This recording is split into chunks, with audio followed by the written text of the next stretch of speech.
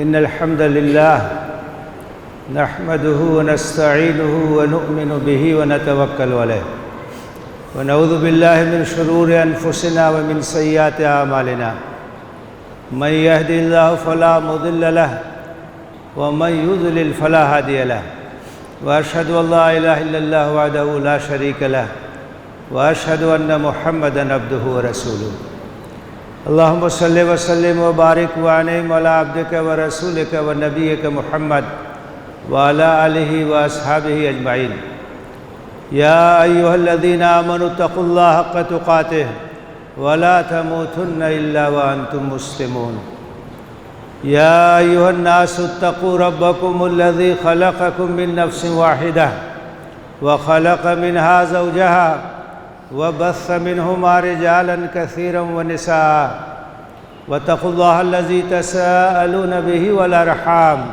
إن الله كان عليكم رقيبا يا أيها الذين آمنوا اتقوا الله وقولوا قولا سديدا يصلح لكم أعمالكم ويغفر لكم ذنوبكم ومن يطع الله ورسوله فقد فاز فوزا عظيما أما بعد فإن أصدق الحديث كتاب الله وخير الهدي هدي محمد صلى الله عليه وسلم وشر الأمور محدثاتها وكل محدثة بدعة وكل بدعة ضلالة وكل ضلالة في النار أعوذ بالله من الشيطان الرجيم بسم الله الرحمن الرحيم قد نعلم إنه ليحزنك الذي يقولون فإنهم لا يكذبونك ولكن الظالمين بآيات الله يجحدون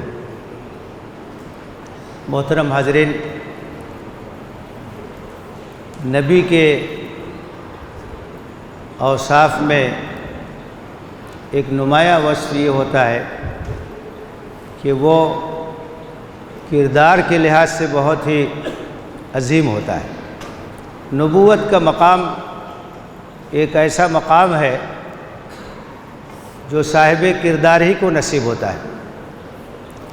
نبی کریم صلی اللہ علیہ وسلم کے سلسلے میں قرآن مجید میں اللہ تعالیٰ نے شہادت دی ہے وَإِنَّكَ لَعَلَىٰ خُلُقٍ عَظِيمٍ، اخلاق کے لحاظ سے اور کردار کے لحاظ سے آپ ایک انتہائی بلند مقام پر فائز ہیں۔ اور بنیادی اخلاقیات میں ایک چیز ہے جسے صداقت اور راست بازی کہا جاتا ہے۔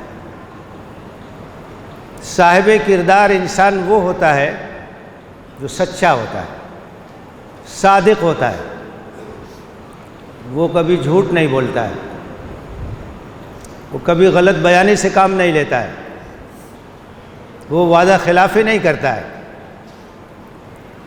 اس کی زبان جھوٹ سے، دھوکہ سے پاک ہوتی ہے۔ نبی کریم صلی اللہ علیہ وسلم صداقت کے لحاظ سے آپ دیکھیں گے، راست بازی کے لحاظ سے آپ دیکھیں گے تو نبوت سے پہلے بھی جو آپ کی 40 سالہ زندگی مکے میں گزری، آپ کو لوگ صادق اور امین کے لقب سے یاد کرتے تھے۔ راست باز ہے، امانت دار ہے، جھوٹ نہیں بولتے۔ اور کسی چیز کی صداقت کی سب سے بڑی دلیل یہ ہے کہ اس کی گواہی دشمن بھی دے۔ دوست تو ہمدرد ہوتے ہیں،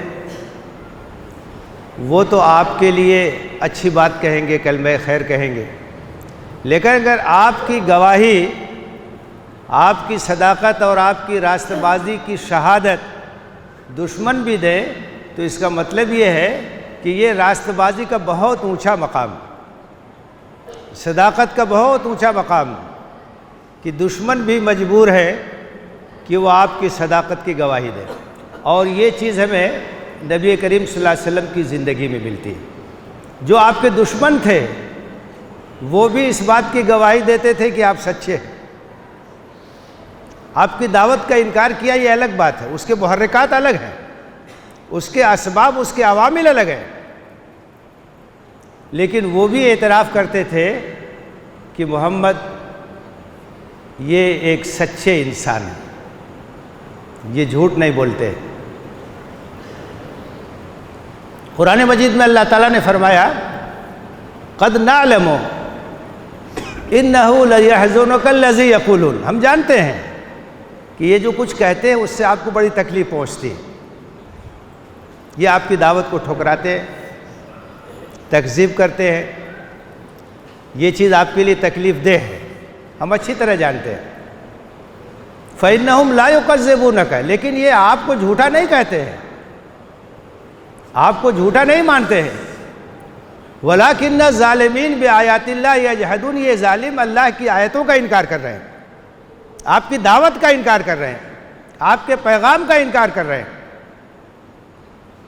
ابن کثیر نے اس آیت کی تفسیر میں لکھا ہے کہ ابو جہل نے کہا، حضرت علی نے یہ روایت بیان کی، ابو جہل نے یہ کہا کہ ہم آپ کو جھوٹا نہیں مانتے ہیں، لیکن جو دعوت آپ کی ہے ہم اس کا انکار کرتے ہیں۔ بیہقی کی روایت ہے، حضرت مغیرہ ابن شعبہ رضی اللہ تعالیٰ عنہ بیان کرتے ہیں، اس وقت تک مسلمان نہیں ہوئے تھے، پہلا تعارف گویا اسلام سے نبی صلی اللہ علیہ وسلم سے ہوا۔ مغیرہ ابن شعبہ کہتے ہیں کہ میں ابو جہل کے ساتھ مکے کی ایک گلی سے گزر رہا تھا، سامنے سے رسول اللہ صلی اللہ علیہ وسلم آ گئے، آپ نے کہا یا ابو الحکم، ابو جہل کی کنیت تھے ابو الحکم، اے ابو الحکم اللہ اور رسول پر ایمان لے آؤ، میں تمہیں دعوت دیتا ہوں، اللہ اور رسول پر ایمان لانے کی، قرآن پر ایمان لانے کی دعوت دیتا ہوں۔ تو ابو جہل نے کہا کہ ہمارے معبودوں کو برا بھلا کہنے سے تم باز نہیں آؤ گے، کیا چاہتے ہو؟ یہ چاہتے ہو کہ میں اس بات کی گواہی دے دوں کہ آپ نے دعوت کا حق ادا کر دیا؟ تو لیجئے آج میں گواہی دیتا ہوں کہ آپ نے پہنچانے کا حق ادا کر دیا۔ اگر میں جانتا کہ جو پیغام لے کر کے آپ آئے حق ہے تو میں آپ کے اوپر ایمان لے آتا۔ اس کے بعد نبی صلی اللہ علیہ وسلم چلے گئے تو ابو جہل مغیرہ ابن شعبہ سے کہنے لگا کہ میں جانتا ہوں کہ یہ سچے ہیں، لیکن ان کے خاندان کے لوگ وہ کعبہ کی بہت سی خدمت انجام دے رہے ہیں، حاجیوں کو پانی بھی پلاتے ہیں، بہت سی خدمت انجام دے رہے ہیں، انہوں نے غریبوں کو کھانا کھلایا، ہمارے خاندان کے لوگوں نے بھی غریبوں کو کھانا کھلایا، ہم نے کہا ہم ان سے کم نہیں ہیں، تو ہر میدان میں ہم ان کا مقابلہ کر رہے ہیں۔ اب یہ کہہ رہے ہیں کہ ہمارے درمیان سے ایک نبی آ گیا تو ہم کہاں سے نبی لائیں گے؟ یہ خاندانی برتری کا معاملہ تھا۔ اس نے یہ کہا کہ میں جانتا ہوں کہ یہ سچے ہیں، لیکن میں اگر ان کو نبی مان لوں گا تو ہماری خاندان پیچھے ہو جائے گی۔ اور عرب کے لوگ ہر چیز میں خاندانی مقابلہ کرتے تھے کہ ہم کسی سے کم نہیں ہیں، تم کھلاؤ گے ہم بھی کھلائیں گے، تم مدد کرو گے ہم بھی مدد کریں گے، تم ضیافت کرو گے ہم بھی ضیافت کریں گے۔ تو کہنے لگا کہ جب ہماری خاندان اور ان کی خاندان میں مقابلہ ہر میدان میں ہے، ہم کہیں پیچھے نہیں ہیں، اب یہ کہہ رہے ہیں کہ ہماری خاندان میں نبی آ گیا، ہم نبی کہاں سے لائیں گے؟ تو اس نے اعتراف کیا کہ یہ سچے ہیں، یہ جھوٹ نہیں بول رہے ہیں، لیکن مسئلہ تھا خاندانی عصبیت کا، مسئلہ تھا باہمی تفاخر کا، فخر اور مباحات کا۔ اب یہ دشمن کی گواہی ہے، ابو جہل سے بڑا دشمن کون ہے؟ اور وہ گواہی دے رہا ہے کہ یہ سچا انسان ہے۔ فَإِنَّهُمْ لَا يُكَذِّبُونَكَ وَلَكِنَّ الظَّالِمِينَ بِآيَاتِ اللَّهِ يَجْحَدُونَ۔ اے نبی، آپ کو یہ جھوٹا نہیں سمجھتے، یہ معاملہ یہ ہے کہ دعوت کا انکار کر رہے ہیں، بہت سے عوامل محرکات ہیں، دلچسپیاں ہیں، مفادات ہیں، سوچتے ہیں کہ اس دعوت کو قبول کر لیں گے، یہ سب چیزیں چھوٹ جائیں گی۔ تو اگر کسی کی صداقت کی گواہی اس کا سب سے کٹر دشمن دے تو اس کا مطلب یہ ہے کہ انتہائی راست باز انسان ہے، تو صداقت اور دیانت کے انتہائی اونچے مقام پر وہ فائز ہے۔ آیت نازل ہوئی وَأَنذِرْ عَشِيرَتَكَ الْأَقْرَبِينَ، اپنے رشتہ داروں کو، قریبی لوگوں کو، خاندان کے لوگوں کو، قبیلے کے لوگوں کو ڈرائیے۔ آپ کوہ صفا پہ چڑھ گئے اور قریش کی ایک ایک شاخ کا نام لے کر کے پکارا، یا بنی فہر، یا بنی قصی، لوگ اکٹھا ہو گئے، ایک مجمع اکٹھا ہو گیا۔ نبی صلی اللہ علیہ وسلم صفا کی بلندی پر کھڑے تھے، پہاڑ کی بلندی پہ کھڑے تھے، لوگ نیچے تھے، تو آپ دونوں طرف دیکھ رہے تھے، پہاڑ کے سامنے بھی دیکھ رہے تھے اور پہاڑ کے پیچھے بھی دیکھ رہے تھے۔ آپ نے کہا یہ بتاؤ، اگر میں یہ کہوں کہ اس پہاڑ کے پیچھے دشمنوں کا ایک بہت بڑا لشکر اکٹھا ہو گیا ہے جو تم پر یلغار کرنا چاہتا ہے، یک بارگی حملہ کرنا چاہتا ہے، تو تم میری بات کو مانو گے؟ تو انہوں نے کہا مانیں گے۔ ما جربنا علیک الکذب، آج تک ہم کو کوئی ایسا تجربہ نہیں ہوا کہ آپ نے کبھی جھوٹ بولا، کیوں نہیں مانیں گے؟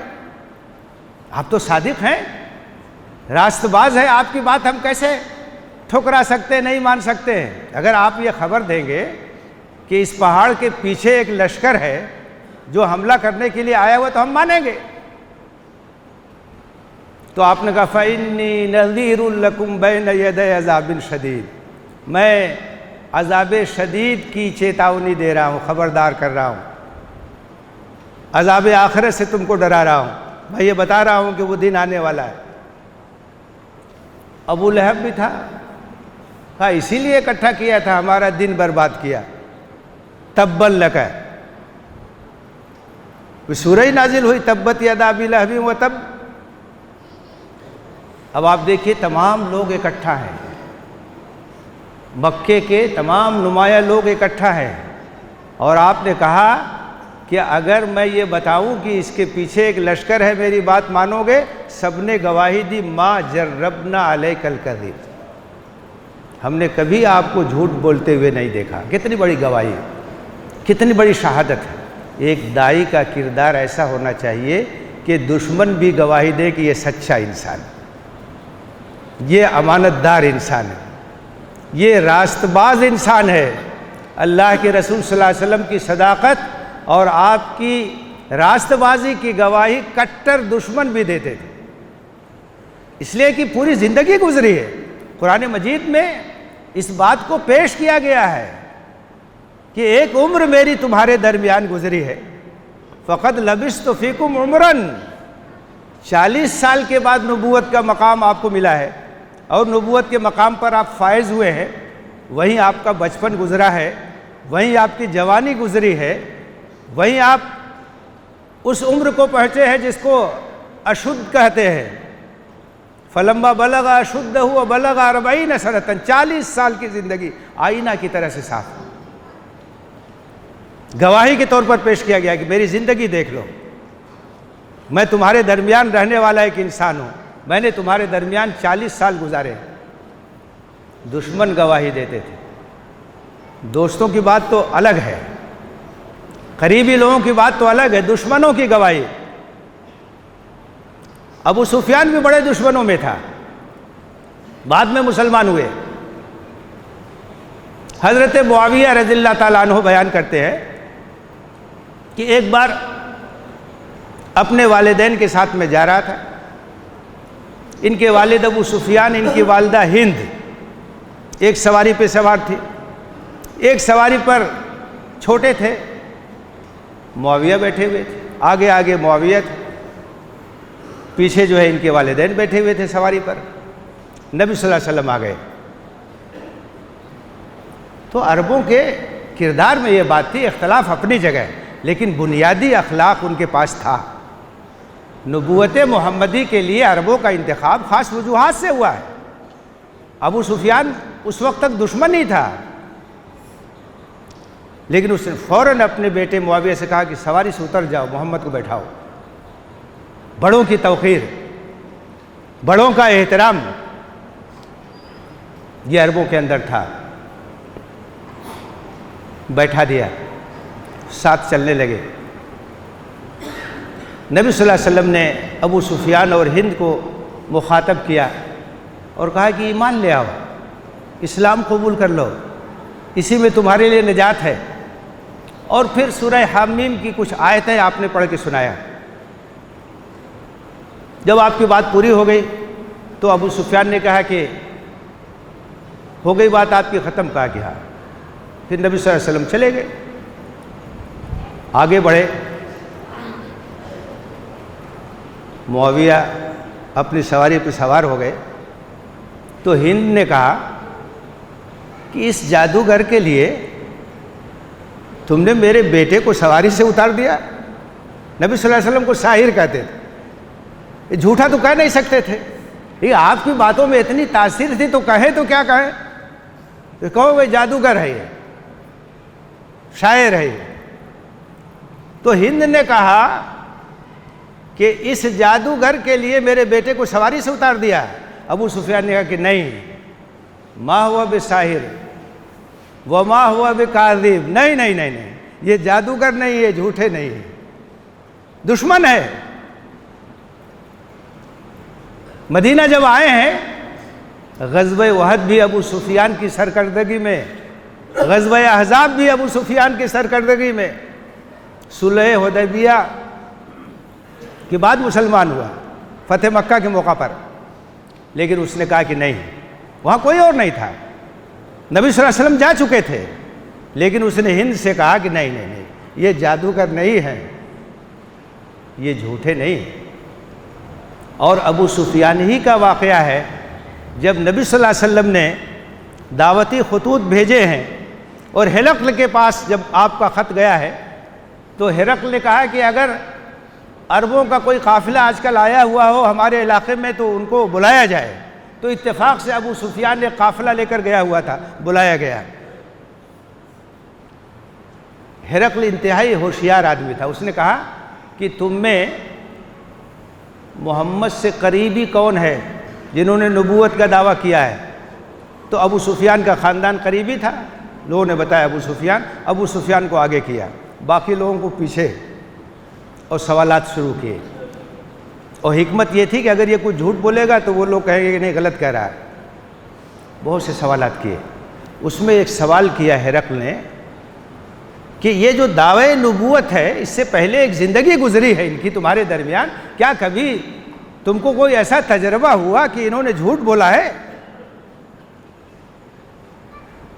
تو ابو سفیان نے کہا کہ اب تک جتنے سوالات ہوئے تھے کہیں کوئی موقع نہیں ملا تھا کہ کوئی شوشہ میں اس میں چھوڑ دوں، یہاں ایک شوشہ چھوڑا میں نے یہ کہا کہ اب تک تو انہوں نے کوئی جھوٹ بات نہیں کہی، البتہ آج کل ہم سے ان سے ایک صلح ہوئی، معاہدہ ہوا، اب دیکھنا ہے کہ اس کو نبھاتے ہیں کہ نہیں نبھاتے ہیں۔ صلح حدیبیہ ہوئی تھی۔ تو آخر میں ہرقل نے تبصرہ کیا، جو سوالات کیے تھے بتایا کہ کیوں یہ سوال کیا میں نے۔ اس نے کہا کہ میں نے تم سے پوچھا کہ یہ بتاؤ کہ اس سے پہلے کوئی جھوٹ انہوں نے کہا ہے، کوئی ایسا تجربہ ہوا ہے؟ تم نے کہا کہ نہیں، کوئی جھوٹ ہم کو ان کی جانب سے کبھی نہیں ملا۔ تو ہرقل نے کہا کہ یہ بتاؤ کہ جب آپس کی بات چیت میں معاملات میں کوئی جھوٹ اس نے کبھی نہیں بولا، اللہ کی طرف جھوٹ بات کیسے منسوب کرے گا؟ کیسے ممکن ہے یہ؟ لوگوں کی بات چیت میں معاملات میں جس شخص نے کبھی جھوٹ نہ بولا ہو وہ اللہ کی طرف ایک جھوٹ بات کیسے منسوب کر سکتا ہے؟